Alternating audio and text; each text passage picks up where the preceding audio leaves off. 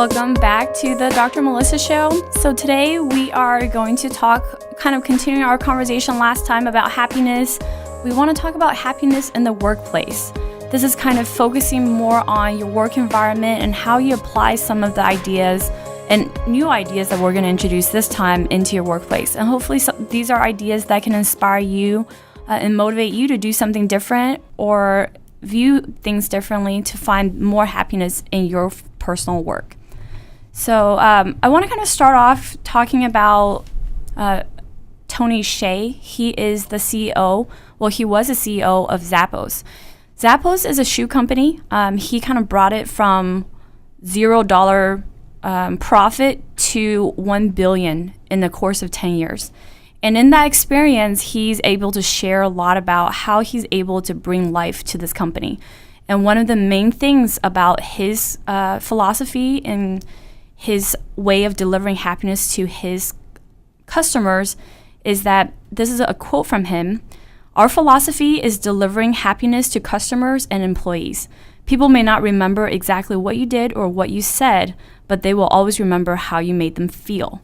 So this is really important because making someone feel good is almost like an art. And it's something that is hard to train people to do unless they naturally have this tendency to extend that care and that kindness to those around them, especially their customers or to each other in the workplace.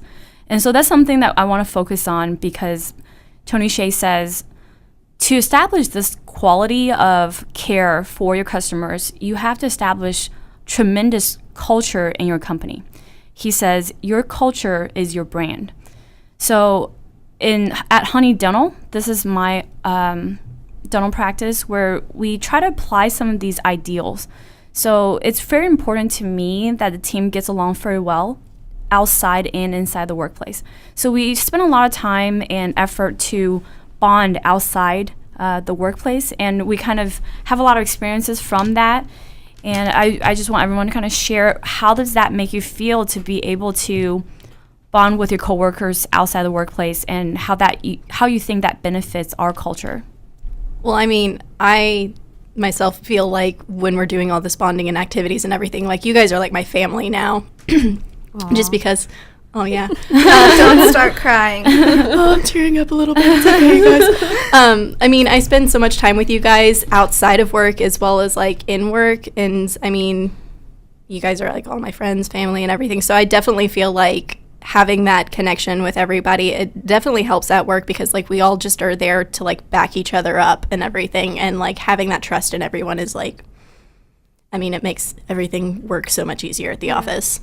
And you're right, you need it. Because if you think about it, at home you have your time with that kind of family, but then the entire day you're spending with this entire other group of people, and they do become your family. You need to be able to trust them. You need to be able to understand them and get along because you're going to be with them every hour. Yeah. And so, yeah, I think every time we bond outside, I mean, I've been with you all for about, at least with the doctor, at least a couple of years, and it's been nice. It's been very nice. For me personally, like the family aspect of it, I feel kind of related to because like whenever we went to California, I was still kind of like a newbie at that point. And that was also my first trip that Doc had taken me on. So being there with everyone and kind of seeing a different side of everyone made me feel more a part of like the family environment. So then whenever I got back, I just felt more like comfortable at work and like I could ask more questions. And I also felt a need to like do better and be better because of like everyone else. So yeah. So you feel closer and bonded, and you feel more trust because you're able to kind of break down some of the barriers. Yeah, it makes me want to work. It makes me want to do better work also. And be a better team player. Yeah, right. It's like you don't build up you don't have that wall anymore of like, I have to be perfect. I have to make sure I do my job right. And when you bond, outside of this, you get to really know each other, and you're like, oh, I can breathe. It just helps us to set our foundation. Like first moving care, I had no one, and now I know like if I do need anything, I can call on any of you guys. We got your back. Are my family. I definitely love the bonding that we do. It's fun. It's different. You never know what you're gonna get. Yeah, it's always a surprise. It's a trip. It's go out and eat. It's just any play a board game. You get Nickel to Mania. experience different things. Yeah. Yeah, it's always a variety of things, and it just really opens you up to each other a lot more. I think also it's one of those, like you were saying, you become comfortable. So you feel like you can ask questions. You can ask for help, which is a really big thing. Where sometimes you think like maybe I'm, I don't know if I should ask. Maybe I'm kind of nervous. I don't know how they're gonna, It helps us to be a better team. We lift each other up. So. And I think even like taking it out, like doing our bonding activities and everything and taking it out of the workplace for a bit, you get to see like the more playful side of everybody. You get to see their weirdness, their quirks and everything. And it makes it a lot less like, yes, we're still serious at work and everything, but not like stuffy. Yeah, we're not stuffy. We're able to kind of like work with each other and like. Yeah, like I said, we build respect. I think there's a lot of respect around everybody here. We all really know that. We all work real well with each other and we respect. And even Dr. Santilli, she's a ball of fun. Do you have anything to add? Don't. I know you hang out with us a lot. Yeah, I'm social. more like the guy looking at from the outside, and I've told Helen a lot. I remember when she first started working with you. It was really interesting because she was really happy working with you, and I could tell. And even though I knew she was working so many hours, I was like, wow, you're doing so much. Before you had everybody there. Yeah, it was just me and her. And I was like, Yeah, it was. And I was like, that's enough to drive somebody crazy to where like, I really hate my job and I'm doing so much and there's nobody here to really help and pick up the slack and stuff. But she would tell me, she was like, I really like Doc. I really feel like we have a good relationship with each other and stuff. And I was like, I'm really happy for you. That's really good. I said, it's important that you enjoy your workplace, that you make those good bonds with people like that, because, then it doesn't seem like such a chore to go in, and you can, you work better with each other. I said, and it really shows too. I said, especially when customers come in and they see that kind of bond going on between other people, it makes them feel a little bit more relaxed. Yeah. When they can really feel that vibe going on between other people. It's not so sterile. Yeah. So. See, we're not stuffy. Yeah, and I think that's what I've always liked about the environment because she would tell me a lot about the environment you were trying to create, with your hires and stuff. You were looking for people. You were very meticulous about, what kind of people you were bringing in, hoping that they would buy into your family atmosphere that you were trying to create. And I was like, that's really good. I said, that's really good that she wants to do that with her practice. I said, I wish you would see a lot more of that out there in some of these places, because I think that's what's missing a lot of times. I appreciate that. I think Helen and I gotten to the point where we can like just look at each other with our mask on and we know what's going on, and sometimes it just makes us giggle because something was like We're like, I know. like, this just happened, but we don't have to say anything. Don't say anything. Yeah. And I usually tell, it's kind of a joke, I just kind of tell people, like, I mostly just hire based on personalities. Like, I feel a direct connection with every one of you, and it's not because of your skills. And I keep joking about Thank you. Like, I would hire people, like, I'm like, you have no skills, but it's cool because I think we connect, and I can teach you the skills. I can't teach you your personality. And so that's what I tell people, that I kind of look for a positive, happy personality, because I can't teach that, but I can teach anything else that you would want to learn. And so that's what I really like about it. And also, I think being fun, having a fun atmosphere, it's just less stuffy, like what you were saying. And it kind of allows us to be imperfect around each other, because you know that no one's perfect. And I'm not trying to say I'm perfect, but I also recognize that everybody has their strengths and weaknesses. And what my goal is to bring out the strength and let other people fill in the weaknesses. So I try to minimize making you do something that's out of your comfort zone or your abilities, and then just let someone else do that. And the same thing with me, because all of you fulfill me in different ways, that you do things that I can't accomplish on my own. So I know that y'all sort of like complete me. We in a balance way. you. It's like extensions of myself. It's like tentacles. You That complete me. Yeah. So, do you guys want to kind of talk about how any specific experiences you want to share about, us in Disneyland or Well, Universal Studios? What happened there? well, Universal was super fun. Well, yeah, we went around Halloween. Yeah, it was Time. it was like, what was it called, like Fright Night or something? So they had all of these like really weird haunted houses set up and everything. Which, FYI, nobody knows, the doctor does not do well in scary situations. I did know that. But I knew you guys liked it, so I was like, yeah, I'll go along with that. But yeah, it was terrifying and it was horrible. But we pretty much like buddied up and everything. I think one of us had the doctor on our arm every single time we went through a haunted house at least once. So there was a time she fell on the floor too, but you know. Yeah, fight or flight response, you fall. it's like, eat me, I'm here. Just take I'm me. not even gonna fight you guys. I think it's really fun too because sometimes we'll rent out a house on Airbnb and we'll just experience like a new neighborhood together. Oh yeah, that was my first Airbnb experience. Same. And then we'll try to figure out where we're going to sleep because there's so many bedrooms and so many beds. Make sure all the curtains are closed. We left a door unlocked, though, the back door. Oops. Oh, man. But yeah, that's definitely fun. And then figuring out that there's somebody living back there. And we're like, that's not part of what the description, but that's cool. And the fire alarm that started beeping like as soon as we walked in, we're like, what is that? Yeah. Yeah, but we really got close. I mean, eventually you have to share a bed or something. It would be normally awkward, but with us, with the bond and the trust we have each other and comfortable, we just were like, that's cool. Whatever. Anything goes, whatever. Yeah. So Yeah, you should know that that's a uniquely woman thing because guys don't share beds with each other. No, sometimes we show up to an Airbnb and then I was like, wait, I was calculating how many beds and no, there's only 2. And then I had to there's sleep with Doc. Maybe that's a coincidence why there's just no men on our team right now.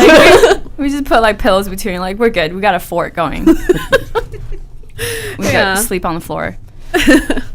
So I'm going to kind of talk a little bit about the next idea that I want to introduce, which is Captain Dee Michael Abershoff. He was the commander of the USS Benfold for the U.S. Navy, and he wrote a book called It's Your Ship. In that, he kind of emphasizes kind of some of the ideas that we just went over. One of the main things I liked what he said was, look for results, not salutes. Rigidity gets in the way of creativity. He emphasizes to recognize that people are imperfect and let them achieve their best version of themselves and strengthen their weaknesses, but do not squash their uniqueness.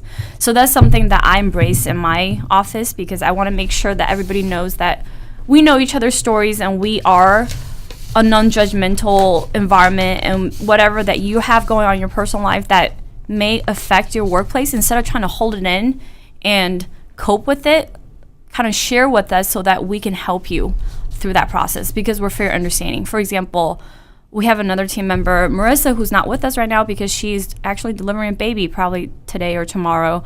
And throughout her pregnancy, you know, we are fair understanding with if she had to miss work because of doctor appointments and things like that. And we're very supportive as a group.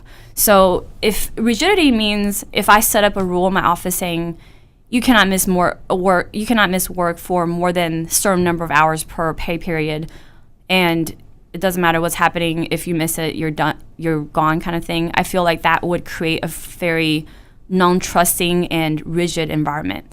So I think it's really important that for our team culture that you know that I'm approachable and that I'm non-judgmental, and anything that you have going on that's negative in your life, I want to know about it because I want you to come to me with all the negativities in your life so I can see how can we work together to build something out of that, instead of you having to kind of talk to each other about negative stuff, because a lot of times talking to each other doesn't help because they don't necessarily have the resources to help you in the way that you need. So a lot of times I might bend office rules because of circumstances, because I'm understanding of individual situations that is not going to fit a specific set of criteria. One of the things that Dave Ramsey, he wrote a book called Entre Leadership. He talks about how what would kill team culture is gossip. So gossip is defined in a workplace not like you're talking to each other about who you went on a date with. It's not really that. Gossip is defined as talking about negative things in the work environment to each other laterally. So that means someone else in your same position without the power to help you instead of upward. Usually I encourage everyone with anything like that, if you're not happy with the process we're doing something, or if you find a bottleneck in the way that we're doing something in our office, I want you to tell management or me directly, because that's something that I can then become aware of and do something about it, instead of creating a sense of kind of what's the word I'm looking for?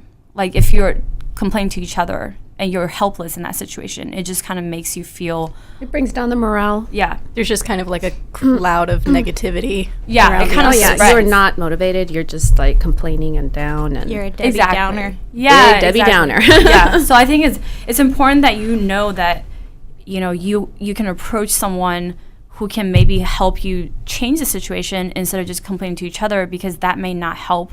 Or at least in a positive environment, in a group environment where you can bring up something that you notice, hey, this is a bottleneck in the way we're, you know, processing this. Can anybody help with ideas and jump in and let's resolve this and create a new process that's going to work better. And I think that's always going to help us progress as a team to be able to have that. How do you guys feel about that approach of leadership versus, you know, being kind of stiff and having set rules that everybody is stuck to kind of thing? I mean, I know recently, like, I was going through, like, really hard time in my life and everything, and coming from, like, the previous work and everything, I was always really scared to talk to my boss, and it came down to the point where I knew that I needed to ask for some time off, and it was close to, like, late in the night, evening and everything, and I remember calling you and shaking because I was like, I have to ask for this time off. I'm just, like, so scared. I know all my past jobs and everything, they would probably just be like, oh, that's fine, take your time off and then just don't come back. But, like, being able to, like, talk with you about, like, what was going on in my life and everything, and just, like, being there and, like, working through a solution with you, like, I mean, that honestly, like, made me feel like 10 times better just in that situation, like, just being able to talk with you and, like, working through everything. So It does. It brings great satisfaction, especially knowing I'm so far from home. I know if anything happens, I can comfortably come to you and ask for that time I need and know that I'm okay. I can spend that time and still come back and have my job. And I think with a situation like that, being able to be open with you and let you know what's going on, or anybody talking to any kind of a superior, what's going on, it's helpful. Because I think in a way, as a boss, you would say, it's okay, I give you that time off. I know you're so happy here and so committed here that I'm not losing you. I know you're coming back. I think that's a big scare, because I know where I worked previously was one of those 3 strikes you're out. It didn't matter your circumstance. So every time I'd go to work, it was like walking on eggshells. Like I wanted to make sure I didn't do anything wrong. I was always kind of paranoid. So it was just not a comfortable place to be. And I was not comfortable talking to my boss about any personal situation. I would just kind of bite my tongue, don't say anything, just kind of deal with it on my own. It was hard. I also feel like the 3 strikes and you're out kind of rule, not only are you, like, going through difficult times and you need that time off, but then not, like, having to feel like you're walking on eggshells, it makes it to where not only are you miserable at home going through whatever you're going through hard time-wise, but you're also miserable at work. So then ultimately you're just not living a very happy life. Right. So. It's added stress and pressure. Yeah. And it all balances out and kind of shows you as a person and who you are and what you do for us, just because you give us that opportunity to do that. And I know we all work together and we make a team, and even though one's gone, we still balance each other out. So we'll uplift each other. That's our support. I think that helps because you guys have gotten to know each other. So if someone has something that they're going through, everyone else is very understanding and empathetic. So that means if they're not here, instead of you saying, well, now they're not doing their job and it's Right. on me to do it, you kind of happily pick up that missing piece because you know, okay, we're still going to go, but hopefully she's doing okay on her own. So it makes the whole team it's easier for the whole team to accept that too. Because a Right. lot of times I think bosses would say, well, you're gone because you're putting a lot more pressure on everyone else not being here because now they have to do your work. But because I think this is an environment where we are very understanding of each other and caring for each other. We know that, okay, if you're gone, I'll take care of it. Don't even worry about it. Because you have that extension of almost like love for that person because you want to make sure that person's taken care of and everything. So the other thing about leadership that is really important to me is to be able to present to you guys in a predictable, positive, and proactive manner, which means in any circumstances where you know there's a conflict or you know I have to make a decision on purchases, anything like that, I consistently make the same kind of decisions so that you know that my fundamental values of making sure our practice is a healthy environment, we don't allow hazardous materials to enter our workplace. You know that if a sales rep comes in and sells something that's cheaper, but potentially that material is harmful to our health, you know that I'm always going to say no, kind of thing. So that's an example of I want you guys to know how I make these decisions so that if I'm not there, you can make it for me. Because I can trust that you understand what I'm trying to accomplish and what I'm trying to protect. And so those are some of the things I think kind of conveys itself, that I don't have to micromanage a lot of things. I can kind of lean back and trust that you're going to represent me similarly as I would do myself. And I think that's really important, because I know any of you talking to a patient about a particular subject, you know this is how we feel as a team, this is the purpose of us as a group, and how you can communicate that to our customers and our vendors and people that we do business with. It's like you're saying excuse me, it's like you're saying we are your extensions. We know exactly how you would react, how you would feel, what decisions you would make. So you've taught us well enough, we trust each other well enough that we know what to say, what to do. But that's our biggest role, I would think, and this is for anybody that works with any boss, any manager, anybody. We should always be your extensions. We'll be like, no worry, we have your back. You're the foundation, and we're the tree just growing. There you go. Yeah. And I think one of the most important things is that treating everyone as equals with respect and dignity, because, you know, we all make mistakes and we all have that imperfect part of us. But as long as we always treat each other with the same level of respect, we'll always be able to kind of overcome any difficulties as everybody goes through their own journeys in life. And it's something that, you know, I hope stays with you, whether or not, you know, life can happen where you might get married and move away, or there's things that may take you away from me, but I hope the time that you have with me kind of shapes you in a way, like, and protects you in the future, because that way you know that in this moment you were treated the way you were treated, and you know that you're worth it. Does that make sense? Okay, so do you guys have any other comments about this so far, or no? So let's talk about, I'm going to kind of go over that example of Dave Ramsey, the Belgian draft horse, what he talks about, the power of synergy.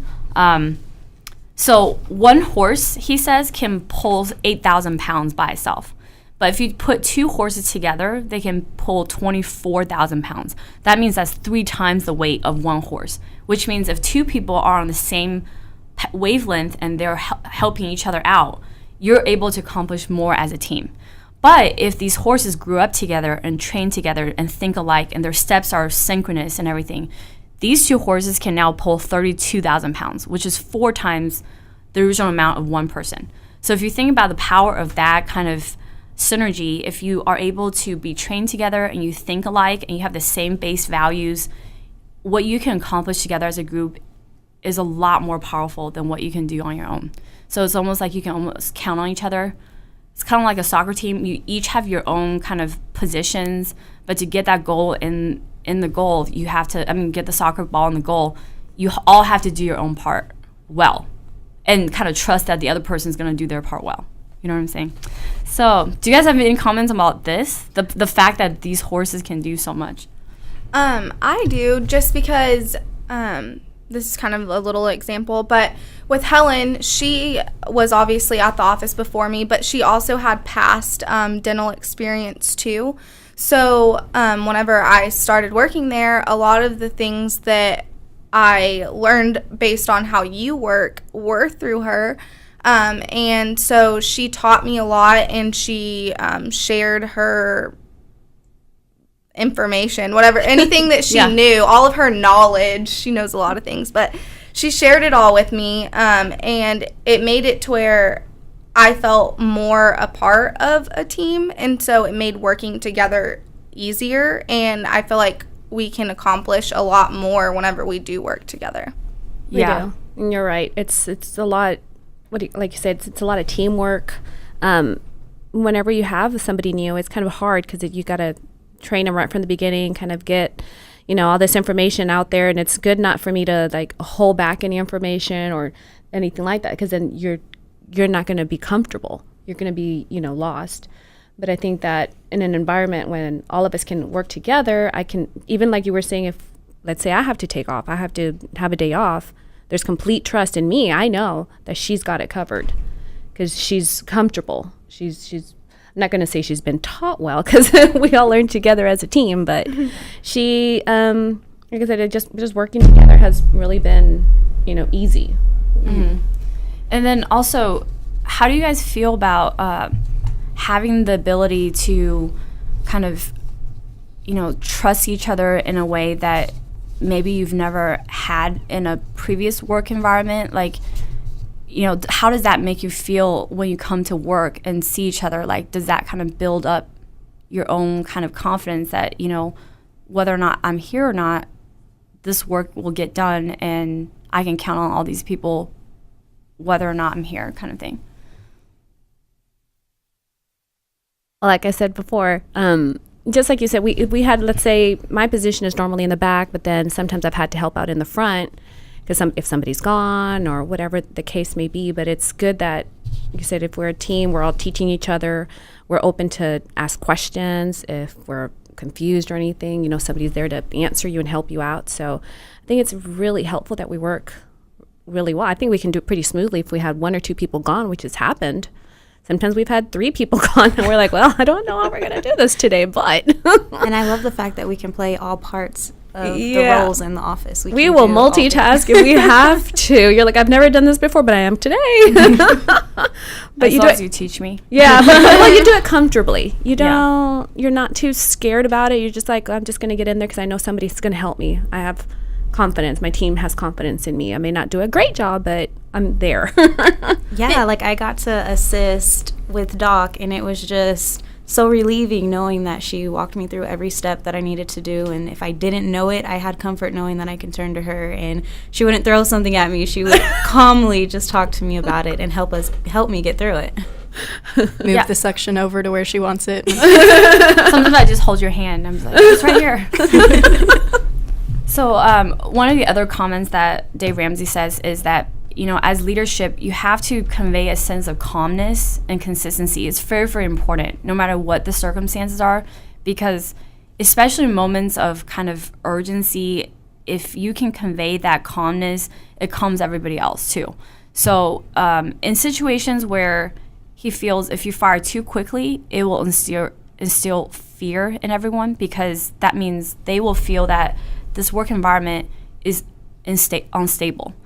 Like, I could be doing anything or walk the wrong way and you'll fire me, kind of thing. But if you fire too slowly, sometimes then the team might feel, the leadership, there's some kind of incompetency there, because you're not able to really assess a situation well and understand what is the weak link that's bringing up everyone else down. So if you have somebody on the team who's not on the same mindset and the same wavelength and the same willingness to kind of jump in and help out whenever someone else needs, it's very obvious to a group like this, because you know that you all are on the same length and you want to help each other out. But if there's one person out there who's just doing the minimal possible, who's always on their phone or who's just kind of checked out, it kind of irritates the rest of you, right? Because it feels like I'm putting in 100%, but they're not. So it kind of brings down the entire team. So you can have somebody like that on the team that's going to hurt the entire morale and the culture. Right. Yeah. So do you guys feel that it's important to have leadership who's able to make a definitive decision when we realize this person may not be contributing the same way as everyone else, so it's better for everyone that this person is not part of the team? Yeah, I would say so. I mean, seeing what I've dealt with in 2 years and seeing people come and go, I would say definitely the team or anywhere would need a lot of consistency and fairness, because when you have that in the workplace, you have a lot more motivation to do what you're doing, instead of, because if I was to see that every day, like, oh, so-and-so is just not doing their part, I mean, you still approach them and try to make them to do, but if it's just not working out, everybody else is going to feel like, well, all my efforts are just for nothing because I'm putting in, 120% and I'm not, getting any Getting that back. recognition or getting anything back. Hell, nothing. So, yeah, I think it's one way of making sure that it, like I said, everything stays consistent and fair, and would make things run and would let anything run smoother. Do anybody else have comments about how you feel when you know someone on the team is not doing their part and not helping you out?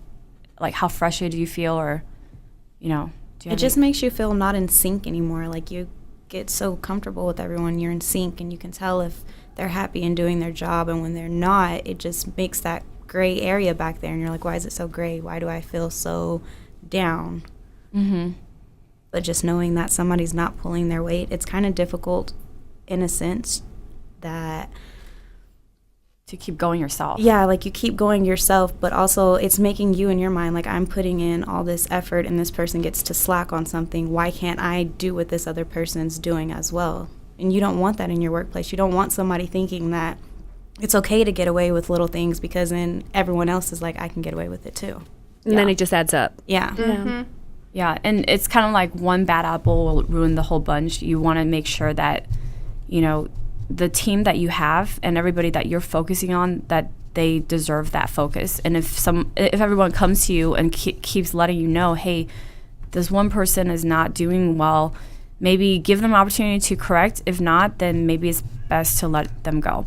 And I think, Dave Ramsey even goes through this. It's very difficult, the fire process, especially because as a new business owner, it's hard for me to, whenever I have to do that, it's really difficult because I have this belief that everybody has good in them, and it's hard for me to see what's going on. So sometimes I even turn the other way. But if I have everybody coming to me with the same stories and the same frustrations, eventually I can't just keep putting my head in the sand. I have to address it because it's not fair to everyone else. Kind of like what you're saying, fairness is really important, that everyone feels that they're being heard and that their efforts are recognized, and it's not fair for someone else who can get away with not doing their part on the team. And I think it's important to, like what you said, to amplify achievements on a daily basis. I like to do that through recognition and rewards, through different ways that we can structure that recognition. Because I think a daily reminder and reward is very motivating, instead of like end of the year, here's your bonus for the year kind of thing. I like that day at the end of the day, letting you know, hey, you guys did a great job.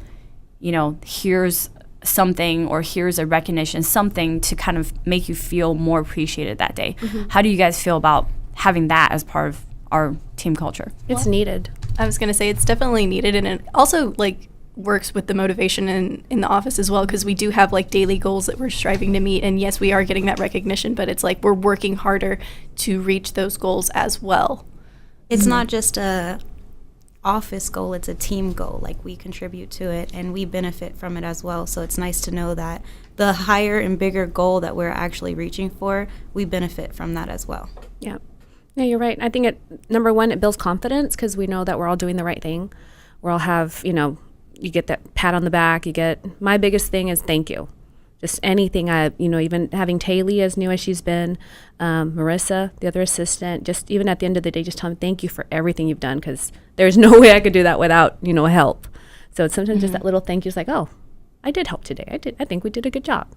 Even Doc, sometimes at the end of the day, we've had crazy long days. There's sometimes we would be at work till 7, 8 o'clock at night. It was insane. Yeah.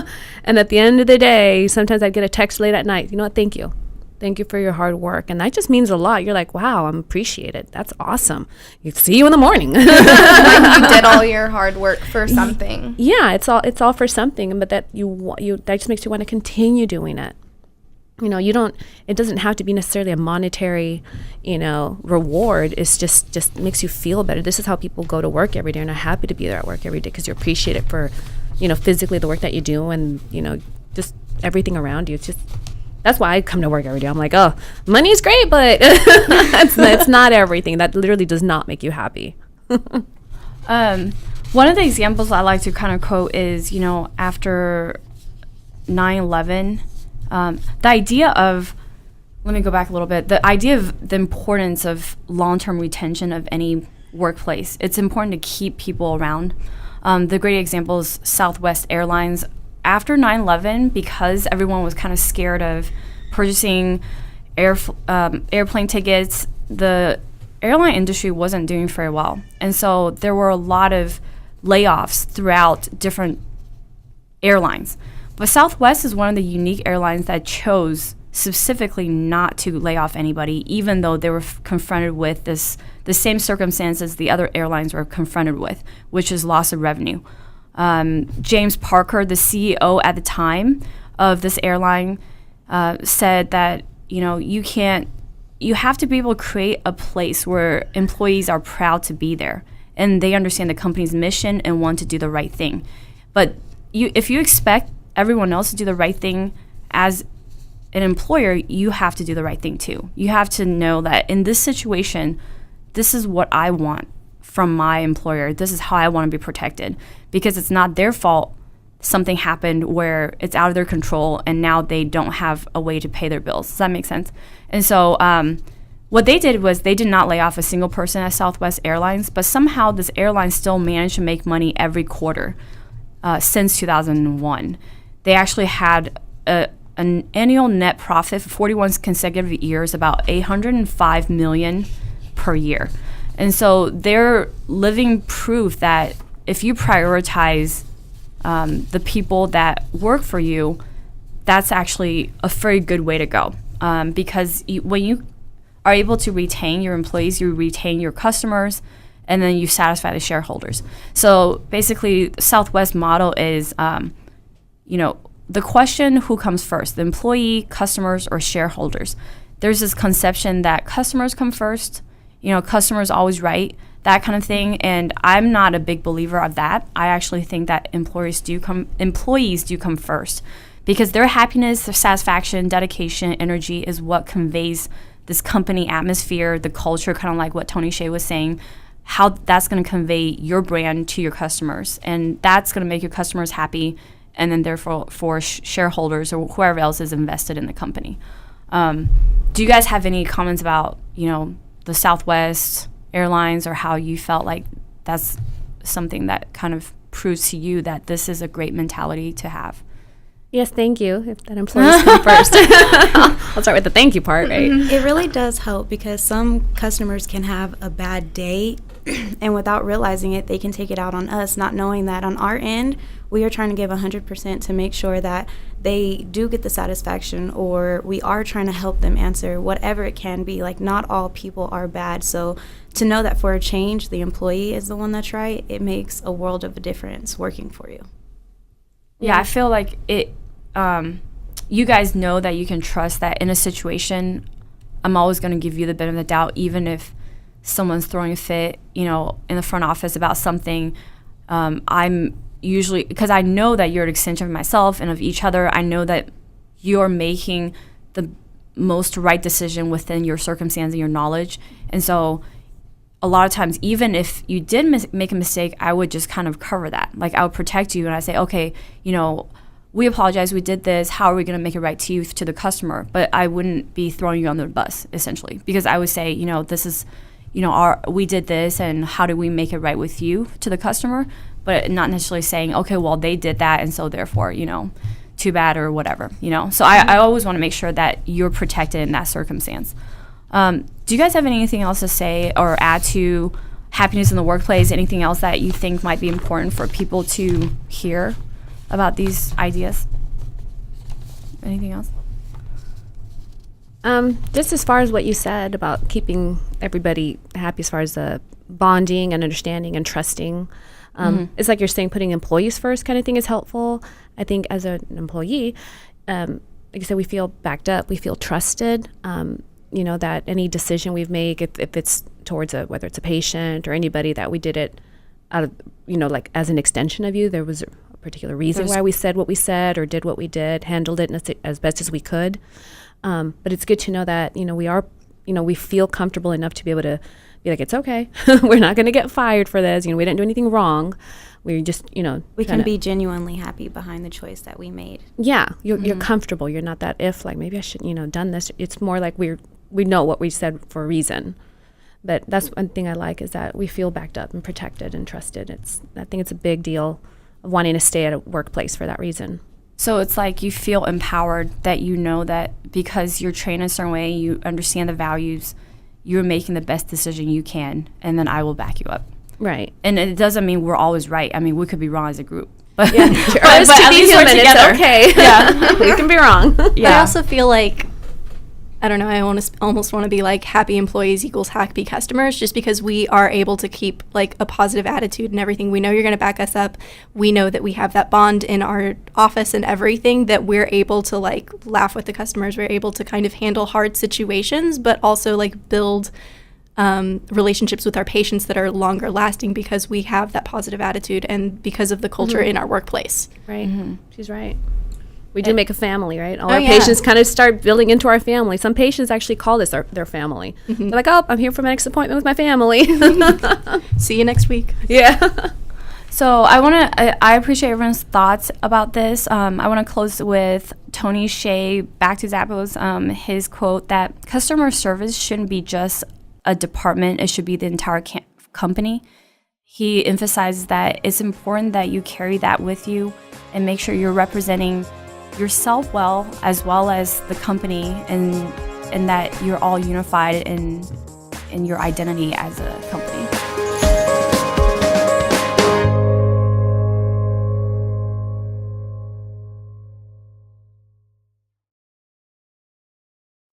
You're listening to RMCN, the digital destination for premium talk radio.